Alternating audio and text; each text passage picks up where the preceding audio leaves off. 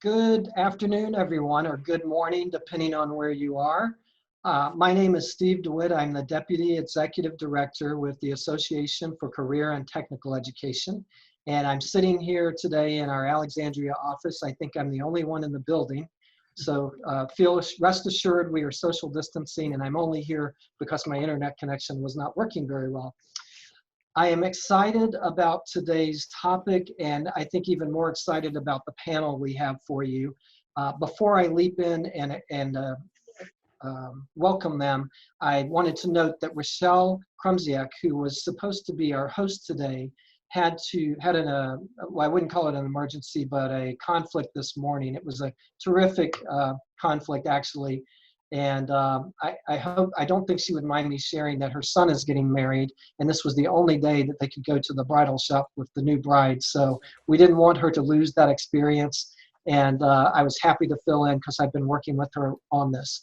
So wasting no other time, let me quickly talk about our featured presenters. We have Dr. James Stanger, who's the Chief Technology Evangelist with CompTIA, and I want James to tell us a little bit about that title. We also have Monica Aris, who's working with innovative technology for education at Facebook. And last but certainly not least, we have Stacia Bowden, who's an instructor with the Biomedical Sciences program at Tulsa Tech in Tulsa, Oklahoma. So I thought it might be, we want them to introduce themselves and give you just a little bit of background about what they do. But I also have a question I want to ask them. That's pretty easy, I think, and hopefully a little more interesting than a regular bio.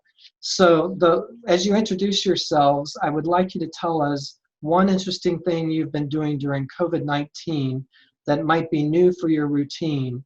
And it can be either professionally or personally, or if you don't have something in that area, maybe it's some advice you've learned along the way. So why don't we start, I'm going to go backwards and start with Stacia. Stacia first. Okay. Hi, guys.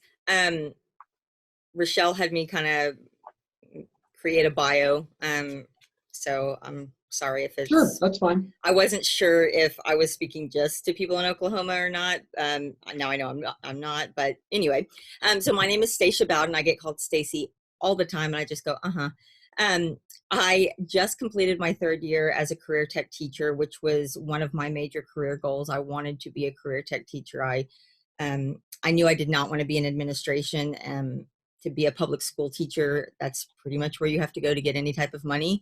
And I love the classroom. I love teaching. I love learning. And so I knew that career tech was my only opportunity to make an actual living wage in Oklahoma as a teacher.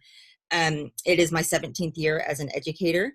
I am currently the only biomedical science instructor for Tulsa Tech that teaches in our high school extension programs.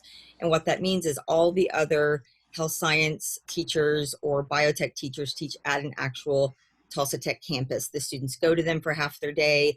I'm on an island by myself at a high school that had enough students that basically negotiated with Tulsa Technology to say, we've got enough students. Can you please send an instructor here so that our students don't have to leave for 4 hours out of their day?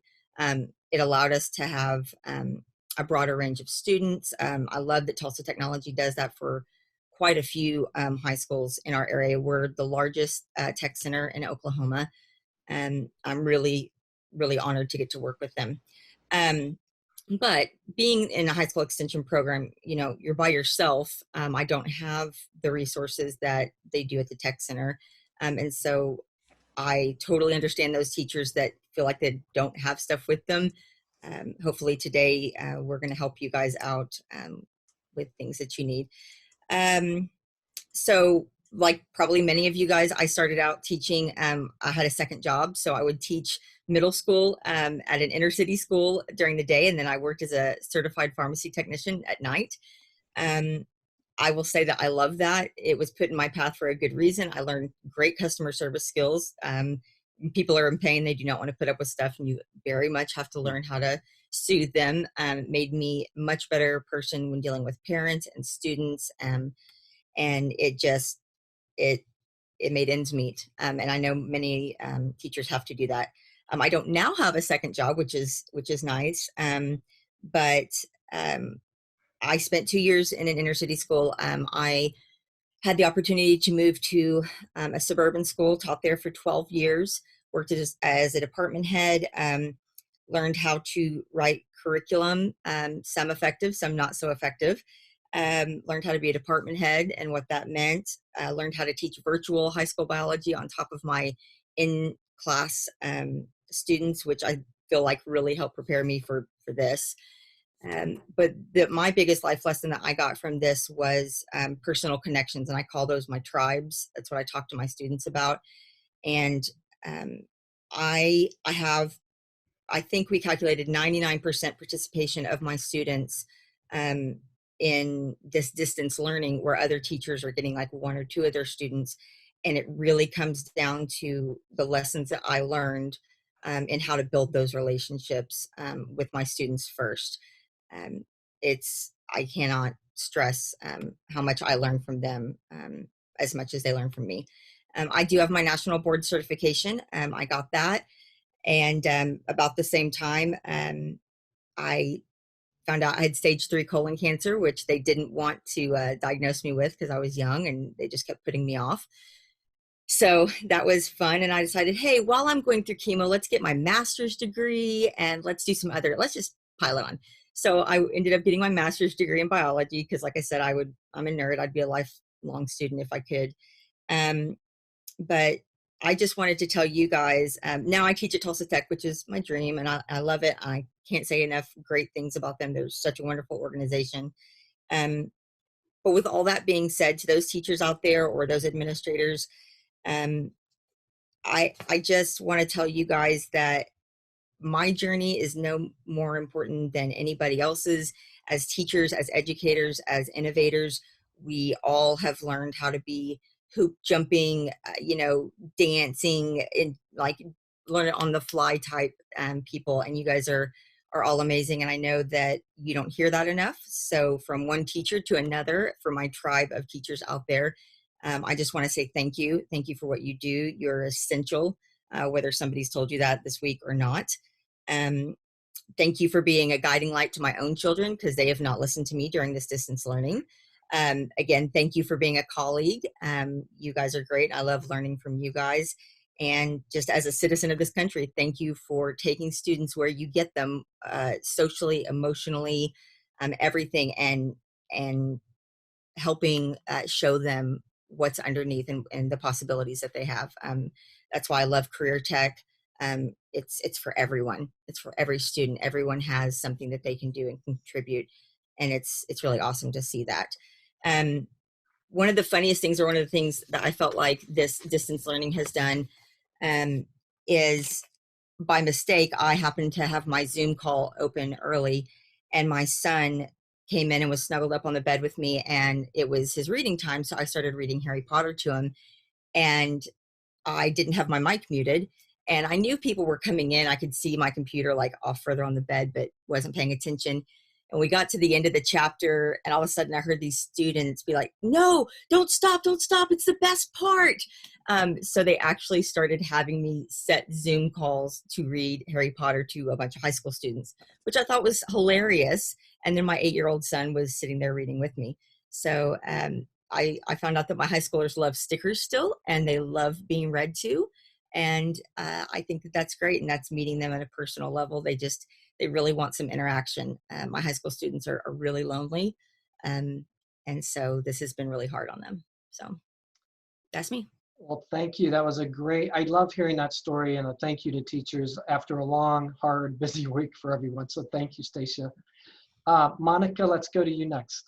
Excellent. Hi, everyone. I'm Monica Arez, and I lead innovative technology for education at Facebook, which means a lot of different things, but primarily just that we focus on finding solutions to make learning and teaching and visualizations and communication and collaboration even better with a lot of the tech that we're building. So most of them, again, aren't being built for education purposes, but we believe that we can find solutions within these to help in the education space. So that's part of my job, is making these connections and building these bridges. And before joining Facebook, my path actually meandered quite a bit, from starting off creating mathematical models to analyze data as an actuary, to going into education. Actually, it was sort of another crisis that made me have a big change of heart to go into the teaching space. It was at 9/11 that kind of switched my world around and made me want to start to do what I could with purpose. Taught for 10 amazing years, teaching math and astronomy to K-12, which I absolutely loved.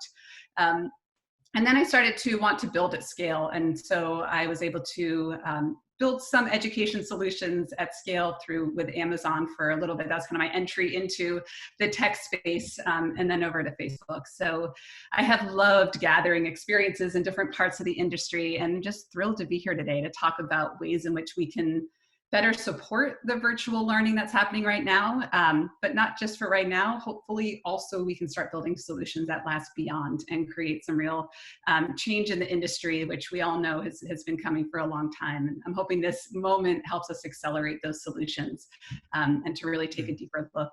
I think one thing that has changed for me during all of this, that's really kind of been a huge positive impact, is work was really busy. I traveled a lot. I wasn't home very much, but now that I'm actually home and my 3 kids are here, helping them learn is one thing, but we've had all these play breaks. And it just reminded me again, the importance of play and the importance of building curiosity through exploration that I never got to do in my daily job when I was actually at the office. And so being here and, taking breaks to go sword fight in the backyard, or like Stacey was saying, to read from time to time, I think it just has actually made me feel like my brain has opened up to a place where I can think a little bit more creatively, and through a little bit more innovation. So I appreciate having those breaks throughout the day.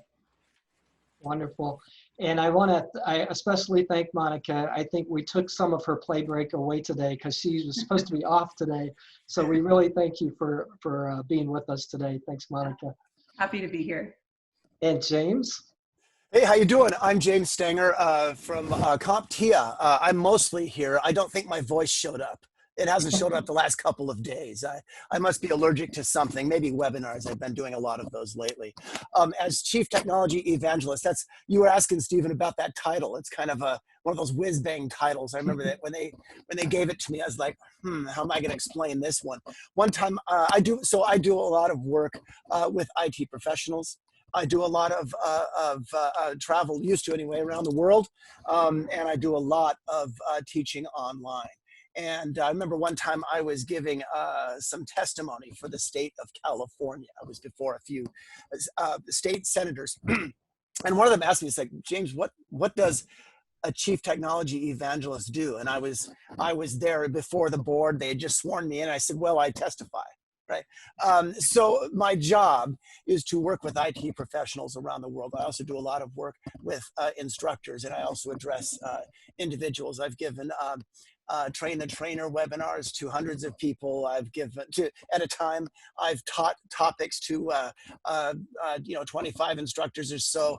Just last couple weeks ago, I was teaching students in India about cybersecurity. That was about 2,000 students there online. And then in the past, I've given webinars to between 8,000 to 12,000 people at a time. So I've done a lot of distance education. I've done a lot of work personally in cybersecurity, Linux and open source networking. So I have the technical side of things there.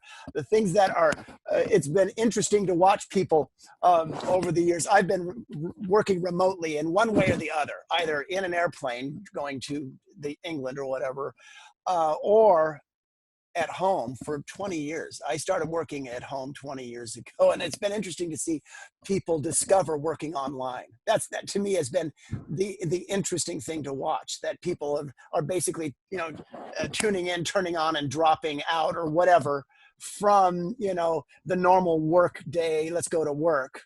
And they're in a month, they're doing what I've done over the last 20 years. It's been interesting to see how people evolve their knowledge so quickly. That's been a lot of fun. And as far as changes, I've got 4 kids. Everything in my house has been broken at least once. And the problem is I haven't been able to fix any of those things, both because of my inclination not to do that and because I haven't been around much. So everything is now fixed. I can show you pictures of the new deck that I have out the back. I did a bunch of repairs to that. There used to be a hole in our hallway. What's it called? The particle board or whatever. It's now nice and fixed. For the drywall. There we go, the drywall. I've become a drywall professional now. And professionally, one of the things that I've noticed I'm using a lot of manipulatives lately. In other words, I'm back to second grade teaching, I guess, which is fine with me. It works online very well. This is our Japan mascot for CompTIA. I don't know if the glasses are something they did on purpose or not, but anyway, that's one thing that that's changed for me personally. So welcome everybody. It's great to be here. Wow, I could use you at my house, James. Do you mind flying east to do some drywall repairs? Sure, man. Sure. It's interesting. I've also, I had some lights break around the house, security lights or whatever, that I hadn't fixed in 10 or 15 years. Now the entire house is, nicely illuminated. Let's put it that way. No excuses anymore, I guess. Thank you all. Great introductions. Just to tell our participants, I don't think I told you, but please use the chat room for any questions that you have along the way. We will be putting this webinar up on our ACTE website, and so we'll be pushing it out via our publications and other channels as well. And I wanted to, I just post, whoops, that's the wrong button. Sorry, I wanted to post a quick link right there to our COVID-19 resources at ACTE. In case people have not seen those. And that link there will take you to all the other things that we've done around distance learning, some of our webinars, and some of our public policy work, et cetera. So just wanted to mention that. As we move into the presentations, we do have, I think, some formal presentations from the presenters, and then we'll move into a Q&A period. I wanted to note that we surveyed our membership early on, right when everybody was starting to work from home. And the top issue we heard about was this issue of how do I teach remotely when I've been in a classroom with, hands-on learning. It's a real challenge, I know, for a lot of you, and we're trying our best to come up with solutions, but we don't have the solutions at ACTE either. And so we're partnering with as many groups as we can and reaching out to folks to get their expertise. So with that said, I want to start. I think I'm going to start with you, James, and go. Sure, man. James, and then Monica, and then Stacia again. So we're ready for your words of wisdom. Great. One of the things that I find, first of all, I don't know if you wanted me to ask a question or just start with a kind of a presentation. Oh, well, if you have remarks, why don't you start Sure. with those, and then we'll just go down the line with some opening remarks, and then I'll go into questions if that works for you. You bet, man. One of the first things I found when it comes to teaching online, just wanted to point out that good sharing or good stealing is good teaching. That's one of my favorite phrases. Good teachers always borrow, right, Stacia? Right? I find, Monica, that one of the things that you can do is share things. So I'll just put it in the into the window here, and I don't mean to make this a shameless plug or whatever, but there's something called the CompTIA Instructor Network that folks can join in. You don't have to, maybe I've stepped across bounds there, Stephen, but the good share, if you find a group where you can steal people's ideas, then join it. Here, we'll do that. So that's one of the first things I wanted to start with, was that idea of sharing. The other thing that I've just wanted to present was the idea of don't be afraid to use the tech to your own advantage. There was this guy years ago, his name is Marshall McLuhan. I don't know if anybody has ever heard of this guy before. You guys know what I'm talking about? You have to look him up. And he said something that I don't think anybody really understands even now. He said, the medium is the message, right? And he was referring to things like radio or television or whatever. Well, we've changed our medium, haven't we, folks? We've gone from out of necessity, in a sense, from in-person to online. And so one of the things that I find is find ways to get comfortable with it or get humorous with it. I think one of the backlashes that's happening now is with backgrounds. You'll notice this is a sheet that I found and pressed. It was something, I pressed this myself. You can see why it's not very good. But one of the things that I do when it comes to the medium to get people, I find you have to put people at ease on some level.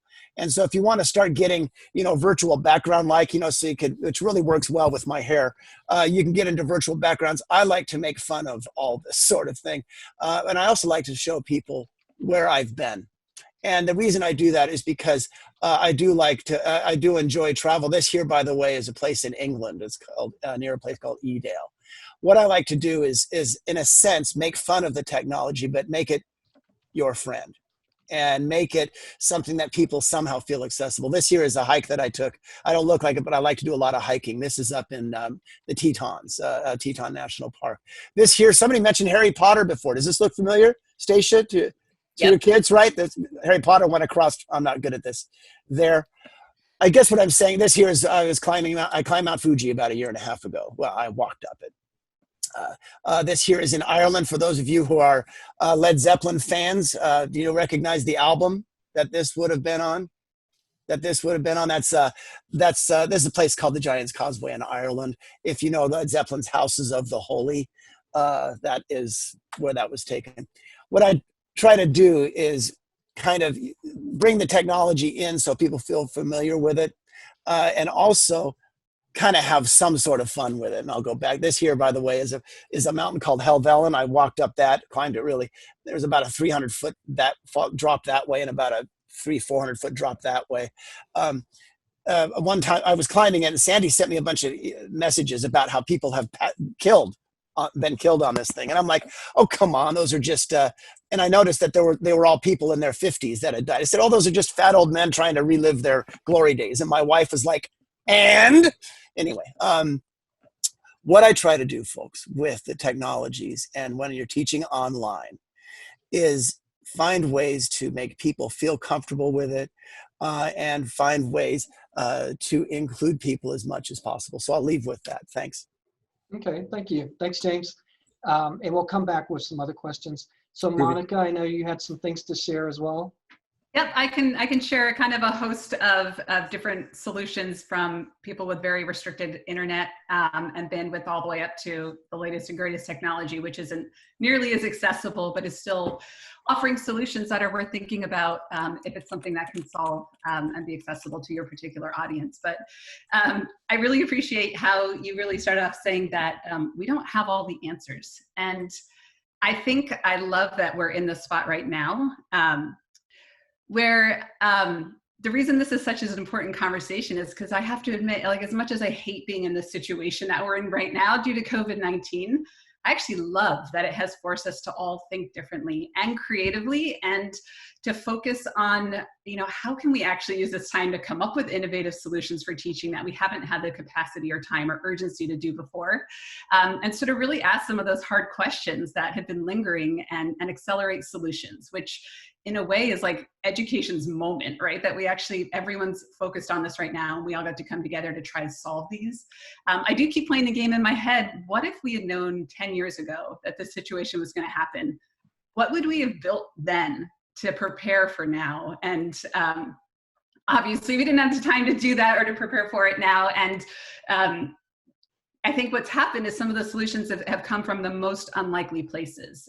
For example, like Facebook, right? We're definitely not an ed tech company. Most people are like, what? Why on earth is Facebook and education together? Like, it doesn't make any sense. And for the most part, that's absolutely right. But a lot of our tools and technology and platforms that we have can offer great support and solutions for education. In fact, when I first got to Facebook, it was to do something completely indifferent than my current job is right now. But as I started to look around and get to know the company and some of the projects that were being worked on, I started to see technology like AR and VR, which I never had access to when I was teaching, never even knew about until I got to Facebook. But I started to understand them and realize that they could truly transform education. By creating content that was in 3D, by creating simulated environments, allowing training to happen when you can't actually physically be in a spot to play with things. Projects around AI and involving bots that could deliver content and information to areas that had harder time getting information, platforms that could help educate communities, help people communicate and collaborate in ways all the way from WhatsApp all the way to like enterprise solutions that we have. And so pretty quickly, I think the two questions that came into my head as I started to look around was, one, how can we leverage all of this to build a better way to learn? Education's been fractured for a very long time. It has been looking for solutions we have tried to figure out ways to help it evolve with the technology as it grows. Is this an opportunity for us to pause and do that and think about how we can better support as the world changes, technology changes, and how our students learn, retain information, and then ultimately use it to become employable changes? And then also, and this is a more fun question to think about, but like, what is tech's responsibility to the education space? And so as I think through that answer, I do think that we have this responsibility to help people learn the skills to develop this technology, especially because most of it isn't actually taught in traditional school settings. And so these skills can not only help students become job ready for jobs of their future, but also right now help them support some of the businesses in their community and build solutions across a whole bunch of industries. So although most of these are early days, and we feel that there is an importance to finally teach these skills. So we're too trying to grapple with some of what a lot of this community is grappling with, is how do we actually teach these lessons online with sandboxes so people can actually get in there and start learning in simulated environments. But of course, the engagement piece and the ability to practice and the ability to stay connected to a community as you do it are all things that we're trying to solve for as we teach these new skills, especially because most teachers don't know these skills themselves or haven't really been exposed to teaching with them. And so one thing that I can share is, see if you guys can see this. Yes. You able to see this website? Yes. Excellent. And so we have, one of our offerings is really a curriculum for digital marketing skills.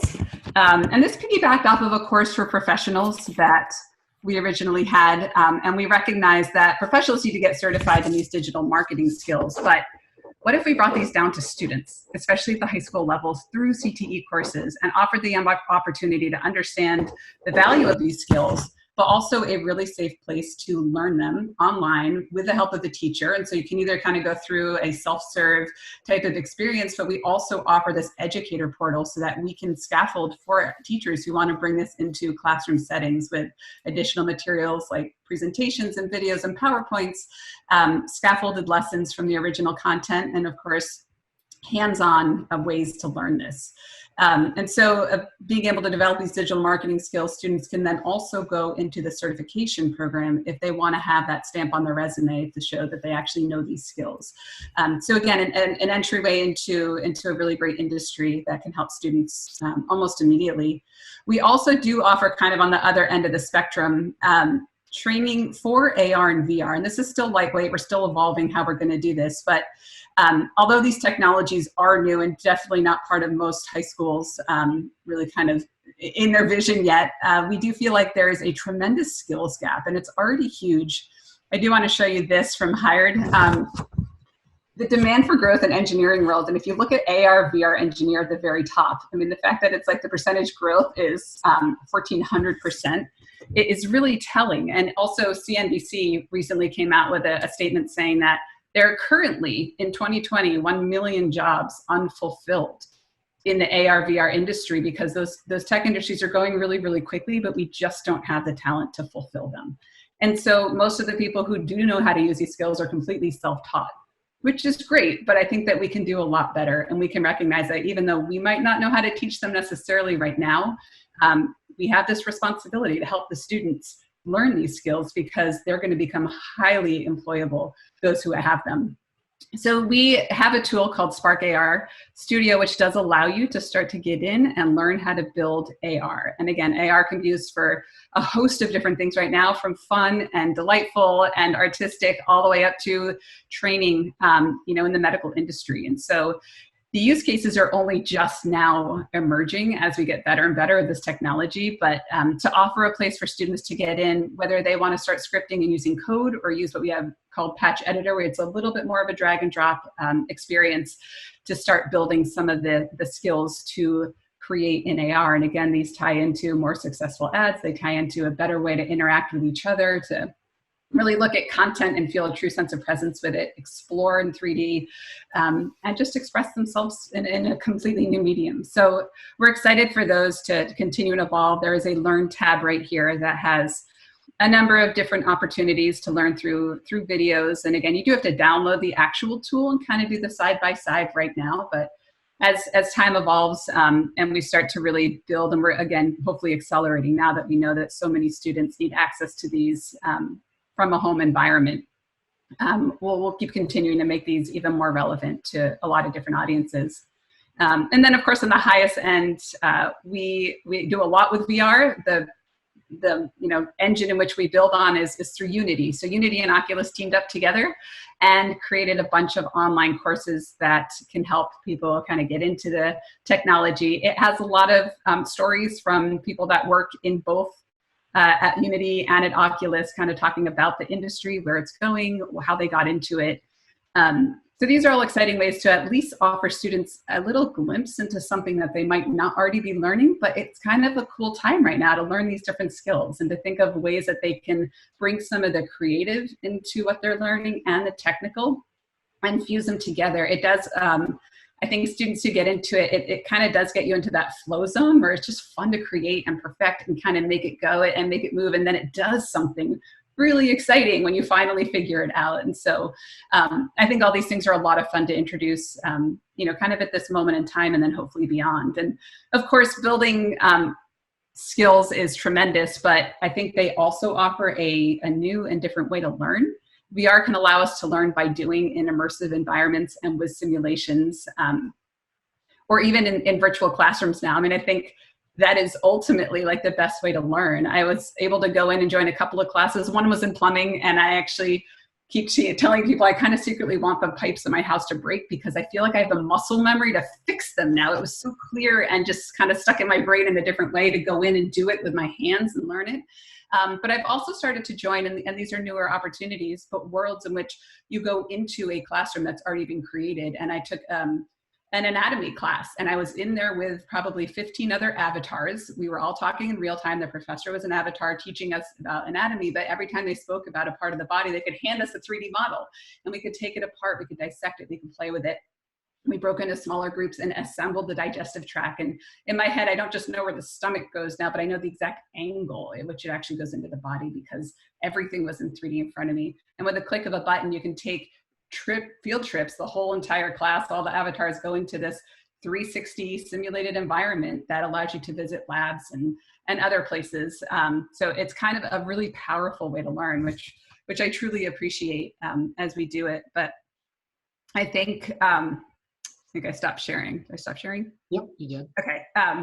Yeah, so just to kind of touch back in, again, like VR is not fully accessible right now, right? So it's possibly a solution that works for smaller groups or people that can actually do it, but it's really not something that we can do on a larger scale at this point.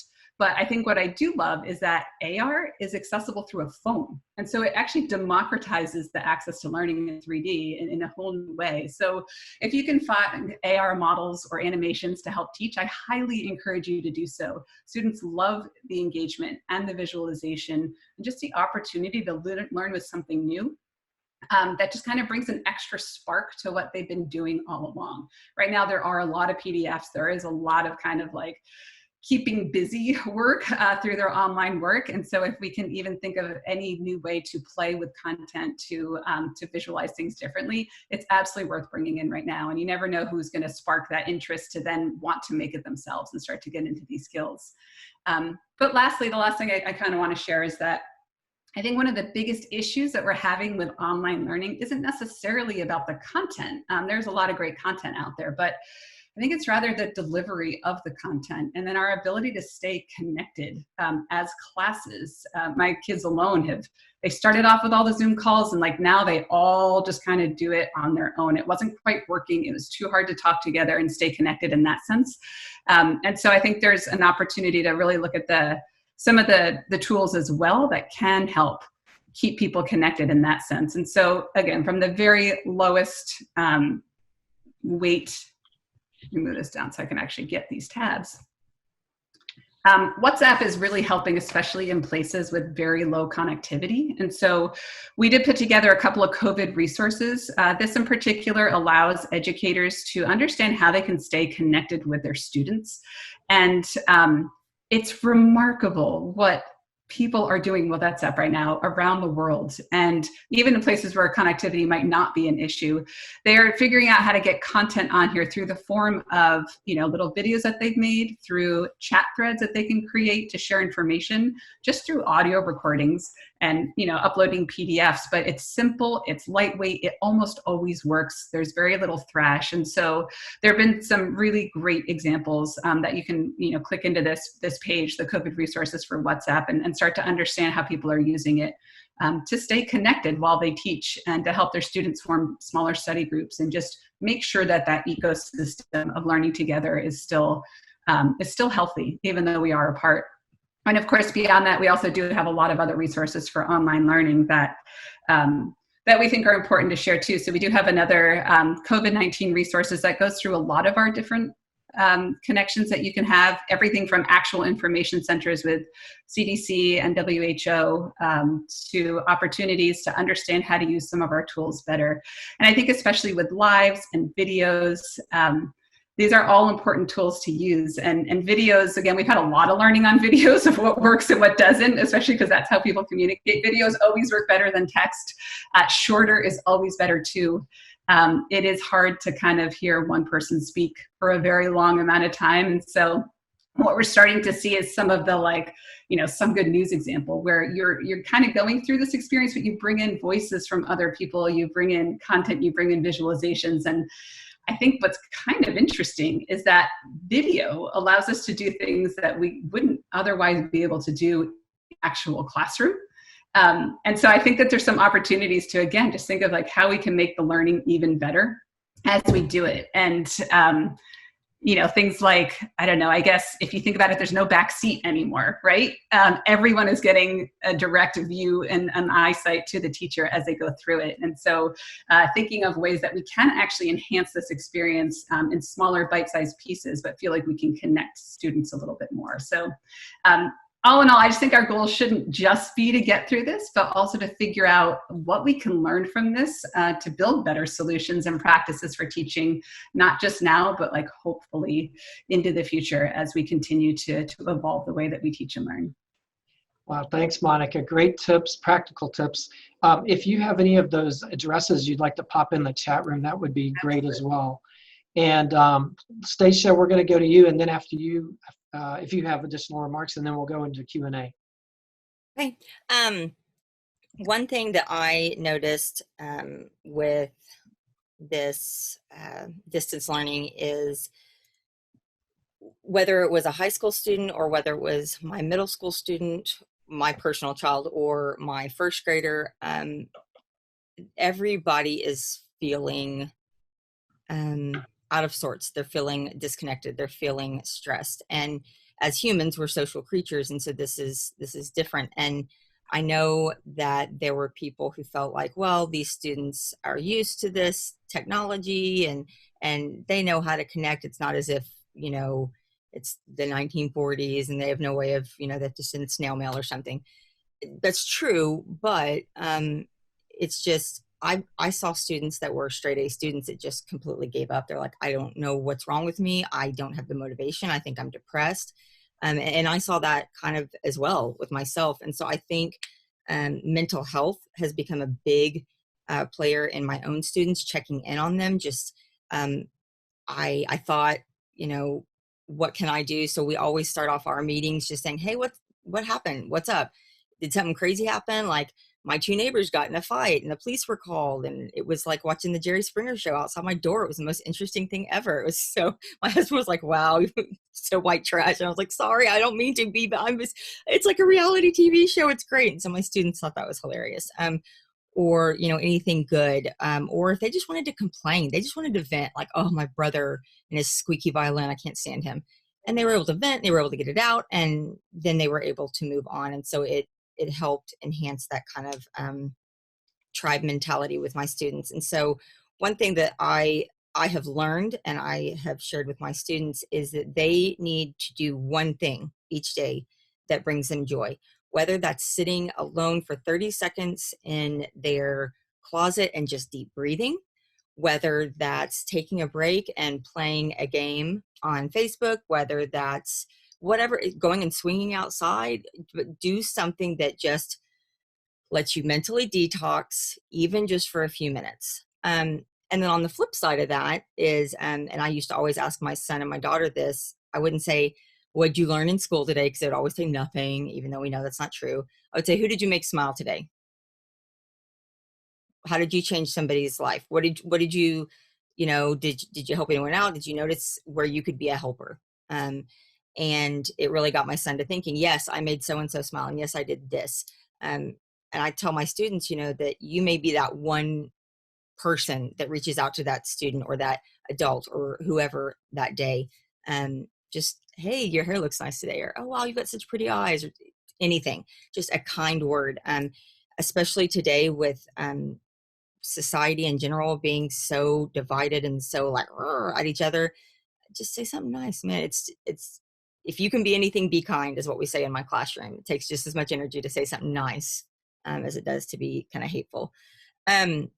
So that was one really huge thing. I noticed that my students were really reaching out to me because they were struggling. They just needed somebody to talk to.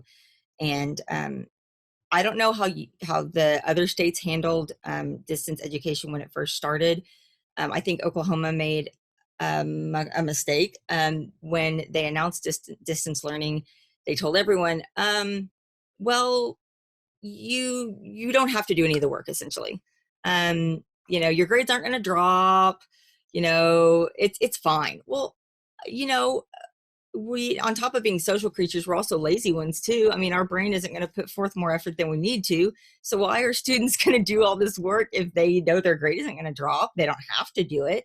And I was thinking, man, why did you guys tell them that? Like, they're not going to show up. So it became a real struggle for us to try and find ways to make it fun and interesting, which we're always trying to do. But there is some content where you have to get into the meat and potatoes of it before you can do the fun things.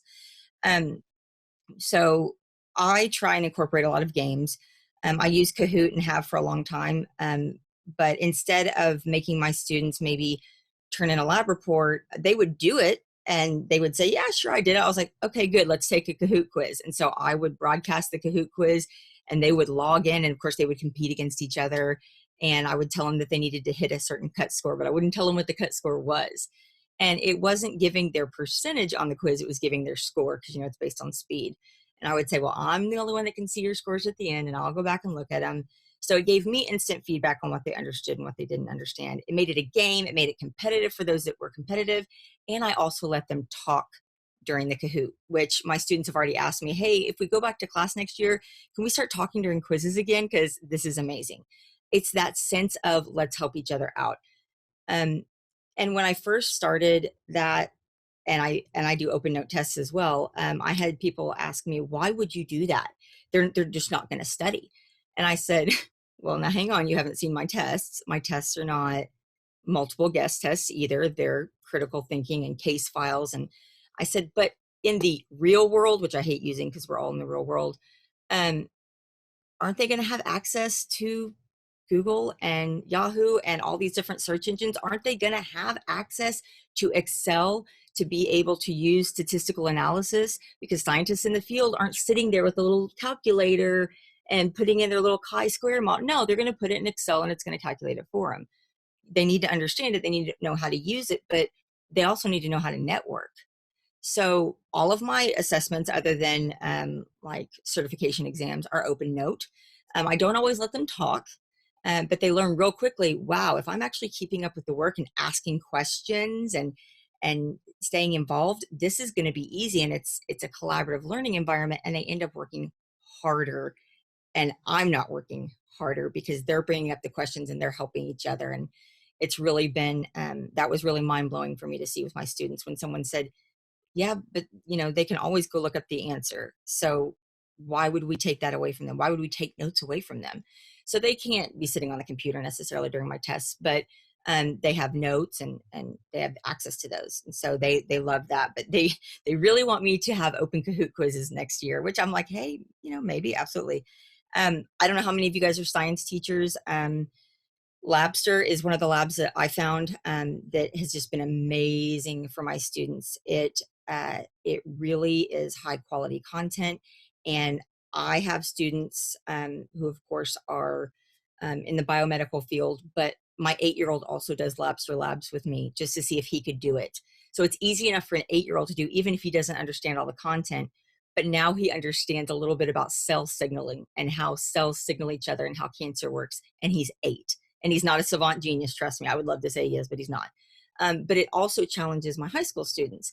And right now, one of the really awesome things about distance learning is a lot of these companies have opened up their platforms for free for you to try them out and see what works best for your students, because a lot of us are going to be going back to these blended type environments. Even in Oklahoma, they're not really sure what they're going to be doing.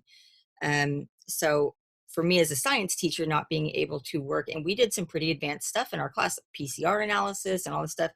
We can't do that obviously at home. I can't say, okay, get out your $2,000 PCR machine and let's, no, we can't do that. So, but they can do a labs or lab, and it's just amazing. Facebook, I'm part of Project Lead the Way, their biomedical group, and we have a Facebook group that we use all the time. And kind of going back to what James said, I call it the case method, cheat and steal everything. Yes, a great teacher knows that it takes a village type thing. You need help. And I was going to share a link to, and some of them are very elementary, but let me paste it in here. Well, now it's not going to do. Maybe I can share my screen really quick.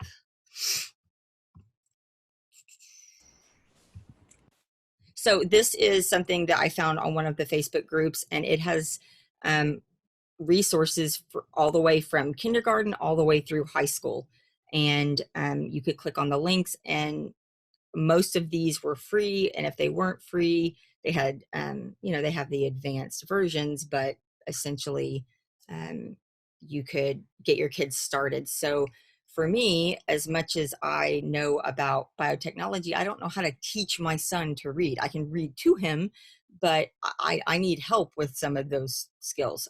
So there's tons of websites, like I said, from here. And we got that from a Facebook group, our PLTW Facebook group. They shared it and people started putting stuff on there, and it's just great. You can't do everything by yourself. And if this has taught us anything, I feel like it's really taught us to hopefully lean on each other. My students also, one of the things I start off the year with is telling them that I'm never going to lie to you. I ask you not lie to me, and let's just be young adults and take it where it's at. And I had a great teacher that called it the bank account. You're not always going to be perfect. We're human. We make mistakes. But if you're putting enough deposits in the students' bank accounts, when you have that bad day, when you're stressed out, when your marriage is on the rocks, when your kids at home are acting crazy, you can make a withdrawal, and your kids are like, I know, right? Why is your kid doing it? Like they feel like they're in it with you. And so when you make a mistake, they're not like, oh, you made a mistake. My students joke around with me quite a bit. They know that I will hold them accountable. They know that as much as I love all of them, and we all have that student that we like them a little bit more than others, they know I am incredibly fair. I'm very open and honest. The grade is the grade that they earn. And I can help them as much as they allow me to help them, and vice versa. So they know that going in, that I'm up front and I'm fair. And I think if you put that out there for them and just say, hey, we're okay. It's, and the last thing, especially as a science teacher, that I tell my students is that it's okay to fail. We have so many of these students that are so stressed out. They've got ulcers by the time they're 12. And they have to be perfect at everything, and they're not going to be. And the fact of the matter is, some of our best innovations have come from failure. And I tell them that it's okay to fail. I fail at something daily. I apologize and say, my bad, I messed up. I am so sorry. Let's figure it out. And so I think helping them up and watching them fail, and figuring out where do we go from here is a great experience for being a teacher. And that's why we use a lot of case files in my classroom. It's not something that they can easily look up. So I may give them a medical scenario, and then they work together, and they're like, ooh, well, we think this is happening, and this is happening, and this is happening. And then they have questions that they have to answer that I've created off of those case files. And they can Google stuff all day long, but it's not going to have the answer to the question that I created out there because I created it.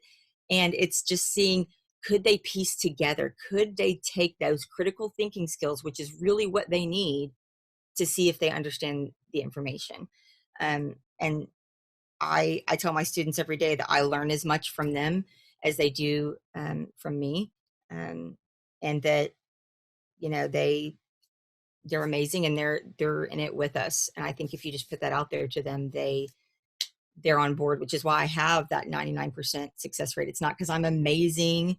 It's just I've learned some tricks along the way, especially working customer service and how to talk to people and how to let those students in. And I just from the very beginning say, okay, you know, I may be your mentor, I may be your advisor down this pathway, but the learning, you are responsible for your learning.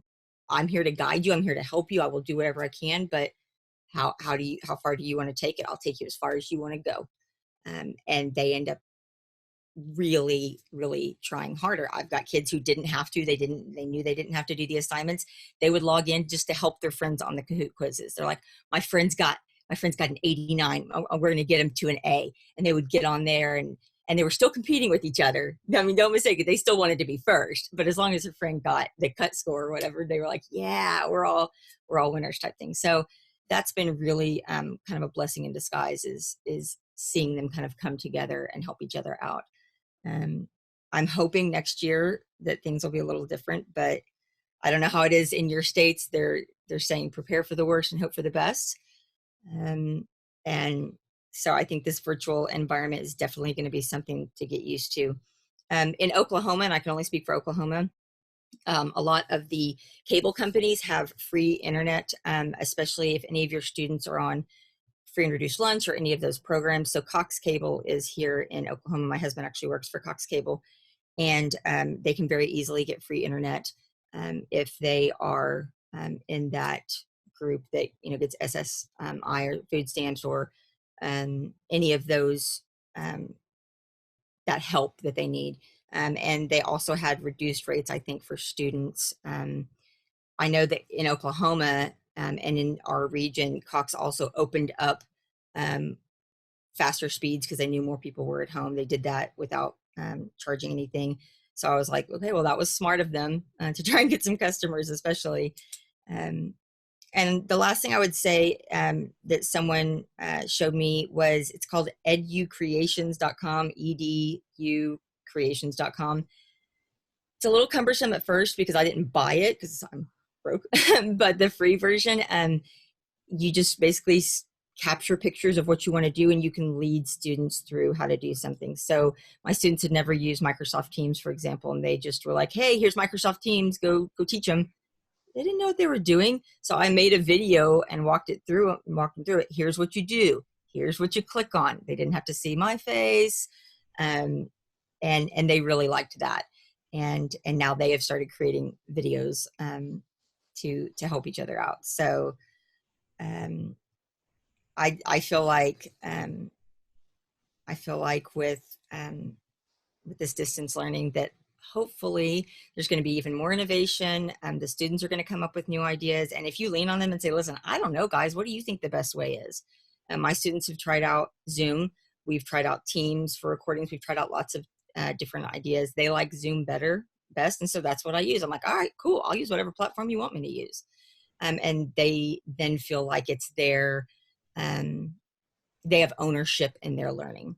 So that's what I love. I will get that link for you with the spreadsheet. Like I said, it's at least for parents all the way up through high school. I think it would help you guys. And then if you just share it with somebody else, like, hey, here's a bunch of resources, go. You don't have to go out and find these now. That's what I loved. And I was like, I've got to share that with these people. So I'll get that link and put it in the chat screen for you guys. Thank you, Stacia. Hey, also just a quick note that the link I put up at the beginning on ACTE's COVID resources, we've compiled a lot of CTE resources by sector as well. So if folks have not seen that, you might want to look at it. We also have made, through our partner Max Knowledge, we've made our CTE Learn online courses, 5 of those courses free that help teachers learn how to teach online. So take a look at that. And then I just posted some information on FERPA, because I know we had a lot of questions from our members about FERPA and what you can and cannot do related to online learning. So I posted a link to the U.S. Department of Education FERPA webinar that they put specifically focused on COVID-19. So you might want to look at that webinar, or they've got both the live version and the slides if people would like to take that and look at it for any of that information. Just wanted to get those little commercials in. We don't have a lot of time for questions, but let me get one in at least. You know, one of the things I've been thinking about, and we've been thinking about a lot here at ACTE, is how do you really differentiate between quality resources versus others? I mean, how do you focus on that issue?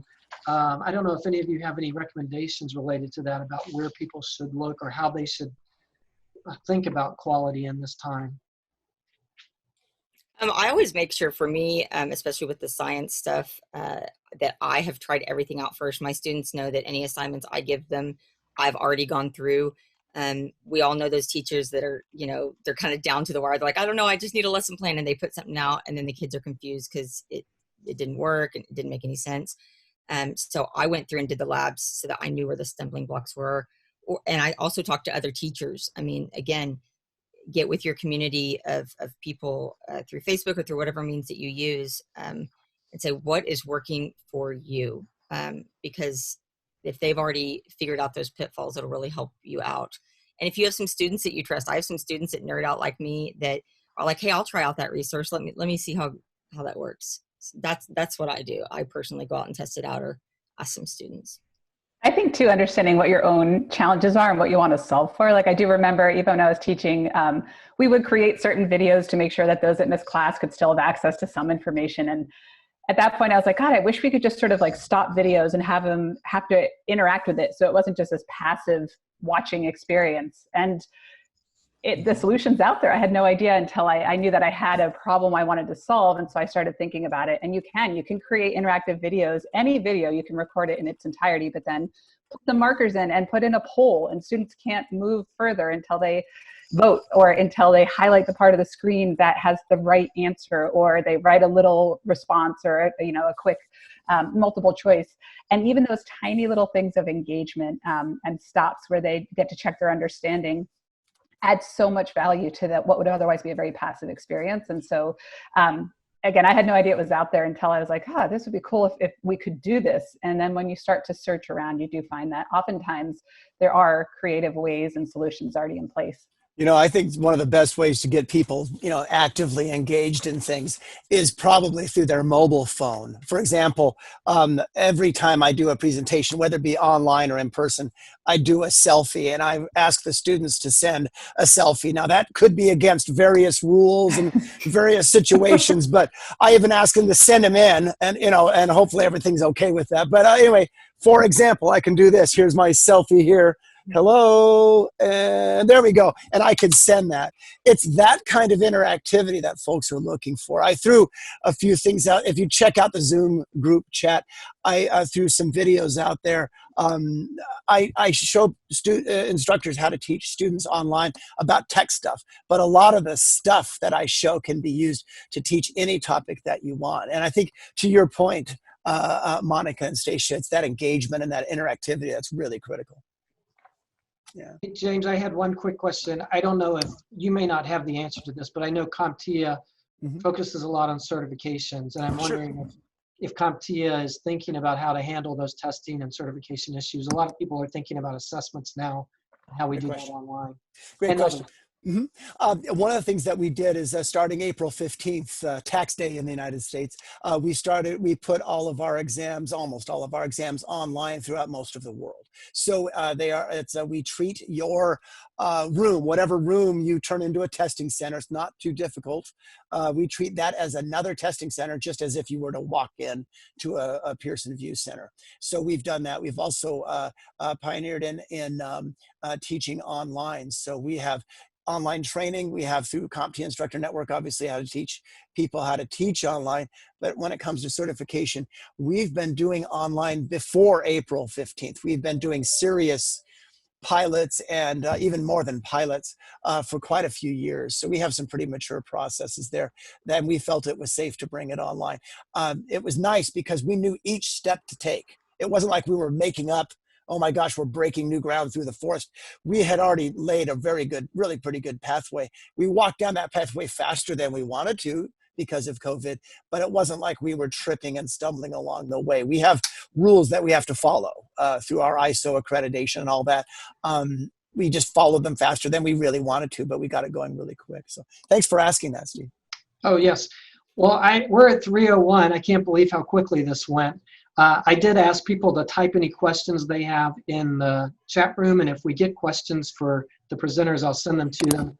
And I would just like to thank you all for spending the time with us. We really appreciate your partnership and what you're doing in schools, Stacia, especially.